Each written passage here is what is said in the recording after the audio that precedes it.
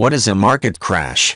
A market crash refers to a steep decline in stock market prices over a very short period of time.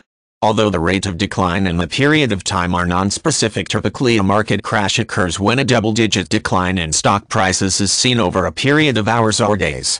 Stock market crashes are driven by poor market conditions and consumer panic.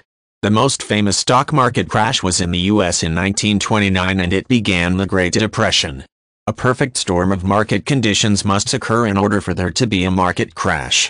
Typically, inflated stock prices and consumer panic contribute to these conditions.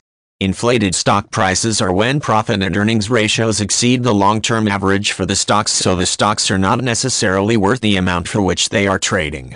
Once stock market buyers become stock market sellers, a complex psychological spiral can occur and people can become panicked.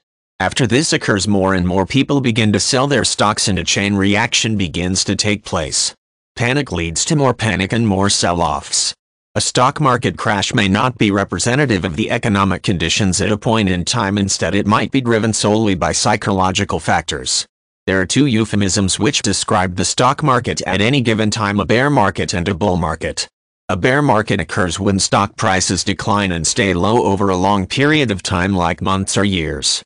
A bull market occurs when stock prices rise and stay high over a long period of time.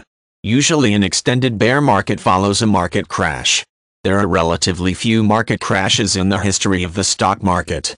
Arguably the largest market crash began in the US in 1929 after the success of the Roaring '20s.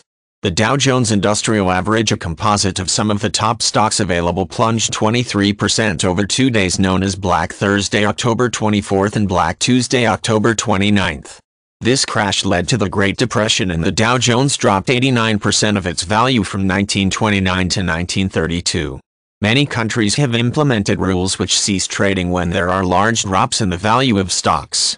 This helps to prevent large panic-driven crowds from pulling their money from the market when it is most susceptible to a crash.